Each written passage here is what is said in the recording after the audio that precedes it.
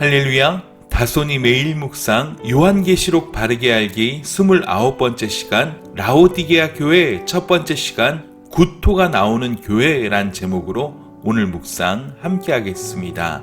본문은 요한계시록 3장 14절에서 20절까지인데요. 16절과 17절을 읽겠습니다. 내가 이같이 미지근하여 뜨겁지도 아니하고 차지도 아니하니 내 입에서 너를 토하여 버리리라. 내가 말하기를 나는 부자라 부유하여 부족한 것이 없다 하나 내 곤고한 것과 가련한 것과 가난한 것과 눈먼 것과 벌거벗은 것을 알지 못하는도다. 아멘. 이제 요한계시록에 소개되는 7교회 중 마지막 교회인 라오디게아 교회를 함께 살펴보고자 합니다. 오늘 본문을 보면 다소 충격적인 표현이 나오는데요. 라오디게아 교회에 대해서 하나님은 구토가 난다고 말씀하십니다.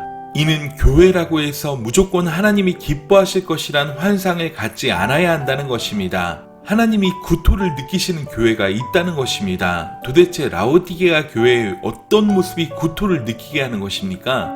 주님이 토하여 내치시겠다고 하신 라오디게아는 3가지 특징을 가진 도시였습니다. 첫째, 이 도시가 아주 돈이 많은 부자 도시라는 것입니다. 이 도시에 특화된 사업은 검은 양모였다고 합니다. 이 검정색 양모는 인기가 아주 많아서 많은 부를 축적할 수 있었습니다. 좋은 목초지가 많았다는 것입니다. 어느 정도 돈이 많았느냐면 주 60년에 터키 지방에 큰 지진이 있었다고 합니다.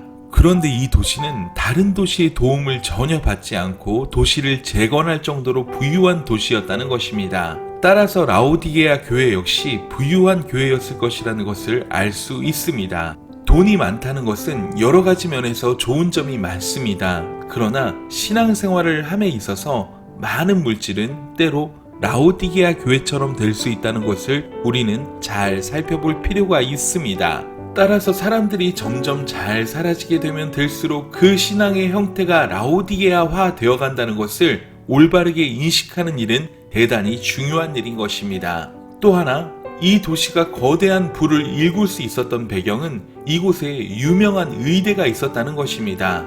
이 도시에서 약간 떨어진 곳에 멘카루 신전이란 곳이 있는데 그곳이 의학 전문학교였고 특히 거기서 귀를 치료하는 연고와 눈을 치료하는 안약이 유명했다는 것입니다. 이런 의료 사업으로 라오디게아는 더 많은 부를 축적할 수 있었던 것입니다. 거기다가 은행도 발달했다고 합니다.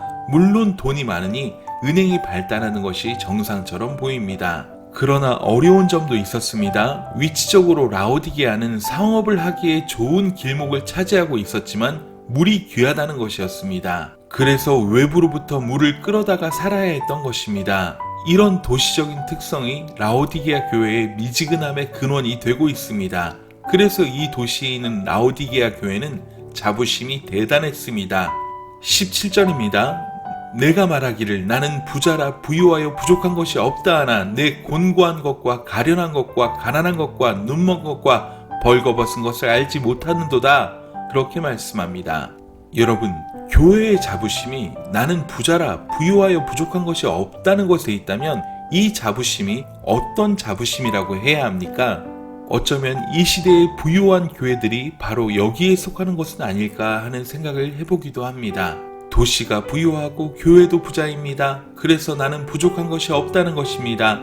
이 표현은 호세아 12장 7절과 8절에 그 뿌리를 두고 있는 표현입니다. 쉬운 성경으로 한번 읽어보겠습니다. 이스라엘은 저울을 속여 파는 장사꾼처럼 백성을 속이기를 즐겨한다. 이스라엘은 나는 부자이다. 스스로 노력해서 부자가 되었으므로 아무도 나의 죄를 찾지 못할 것이다. 라고 생각한다라고 말씀하고 있습니다.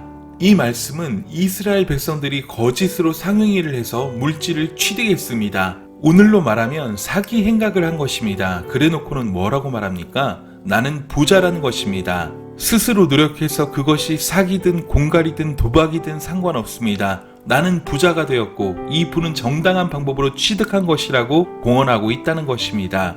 그러나 사실 이들의 부의 배후에는 돈을 음란하게 섬기는 우상 숭배가 있었던 것입니다. 그런 것처럼 당시 교회가 부자로 살 수 있으려면 길드 조직과 손을 잡아야 했습니다. 따라서 라오디게아 교회의 부자들은 전부 세상과 짝하고 세상의 방법으로 부를 취했을 것입니다. 그럼에도 전혀 부끄러워하거나 회개하지 않았습니다. 오히려 그 부를 가지고 즐기며 행복해했다는 것입니다.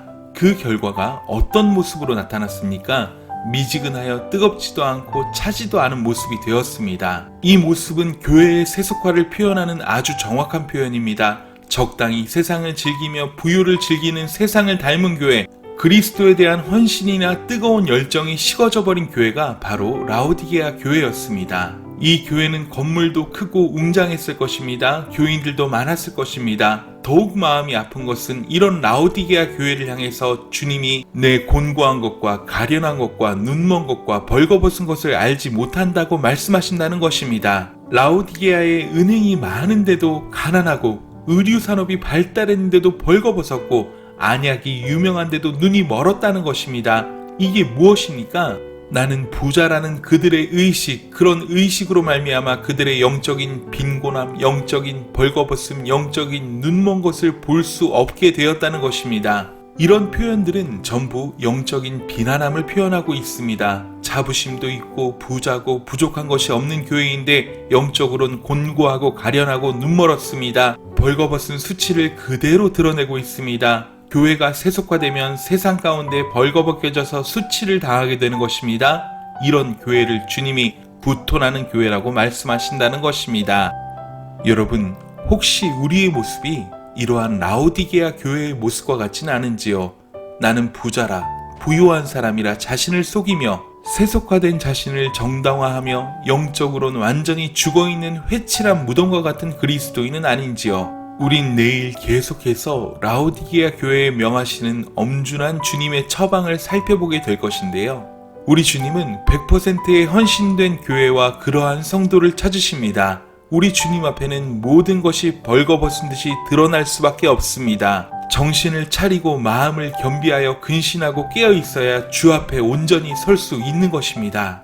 여러분, 오늘 묵상을 꼭 기억하시면서 마음에 새기시고 우리의 삶의 모습은 물론 숨은 동기까지 돌아보는 그러한 은혜가 있으시길 간절히 소원합니다. 하루도 승리하세요. 사랑하고 축복합니다. 샬롬.